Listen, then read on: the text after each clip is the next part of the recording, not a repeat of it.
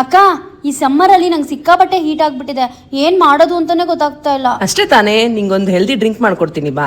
ಮೊದಲು ಬಾದಾಮ್ ಗೊಂದನ 4 to 5 hours soak ಮಾಡಿ ಇಟ್ಕೊಳ್ಳೋಣ. ಅದು ನಿನ್ ಬಾಡಿನ ತಂಪಾಗಿಡುತ್ತೆ, ಹಾಗೆ ಕ್ಯಾಲೋರೀಸ್ನ ಕೂಡ ಬರ್ನ್ ಮಾಡುತ್ತೆ. ಅದ್ರ ಜೊತೆಗೆ ಸಬ್ಜಾ ಸೀಡ್ಸ್ ಕೂಡ 4 to 5 hours ಸೋಕ್ ಮಾಡಿ ಇಟ್ಕೊಳ್ಳೋಣ. ಅದು ಕೂಡ ನಿನ್ ಬಾಡಿನ ತುಂಬಾನೇ ತಂಪಾಗಿಡುತ್ತೆ. ನಿಂಗೆ ಗೊತ್ತಲ್ವಾ ಸ್ವಾತಿ, ವಾಟರ್ ಮೆಲನ್ ಬಾಡಿನ ಹೈಡ್ರೇಟ್ ಆಗಿಡುತ್ತೆ.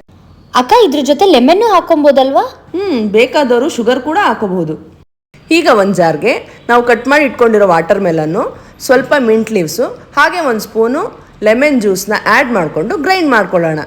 ಇವಾಗ ಏನು ಮಾಡಬೇಕು ಅಂತ ನಾನು ಹೇಳ, ಒಂದು ಗ್ಲಾಸ್ಗೆ ನೆನೆಸಿಟ್ಕೊಂಡಿದ್ದಂತಹ ಬಾದಾಮ್ ಗೋಂದು, ಸಬ್ಜಾ ಸೀಡ್ಸು, ಸ್ವಲ್ಪ ಮಿಂಟ್ ಲೀವ್ಸು, ಅದ್ರ ಜೊತೆಗೆ ಐಸ್ ಕ್ಯೂಬ್ಸ್ನ ಆ್ಯಡ್ ಮಾಡಿ ಗ್ರೈಂಡ್ ಮಾಡಿ ಇಟ್ಕೊಂಡಿದ್ದಂತಹ ವಾಟರ್ಮೆಲನ್ ಜ್ಯೂಸ್ನ ಹಾಕಿ ಕುಡಿತಾ ಇದ್ರೆ ಸಕ್ಕದಾಗಿರುತ್ತೆ ಅಲ್ವಾ? ಇರು ವಾಟರ್ ಮೆಲನ್ನ ಸಣ್ಣದಾಗಿ ಕ್ಯೂಬ್ಸ್ ಥರ ಕಟ್ ಮಾಡಿ ಆ್ಯಡ್ ಮಾಡಿದ್ರೆ ಆಗ ನೋಡು ವಾಟರ್ ಮೆಲನ್ ಜ್ಯೂಸು ಕಂಪ್ಲೀಟ್ ಆಗುತ್ತೆ.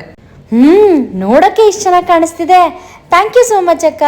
ಈ ವಿಡಿಯೋ ನಿಮಗೆ ಇಷ್ಟ ಆಗಿದ್ರೆ ಲೈಕ್, ಶೇರ್, ಕಮೆಂಟ್ ಹಾಗೆ ಸಬ್ಸ್ಕ್ರೈಬ್ ಮಾಡೋದು ಮರಿಬೇಡಿ. Thank you.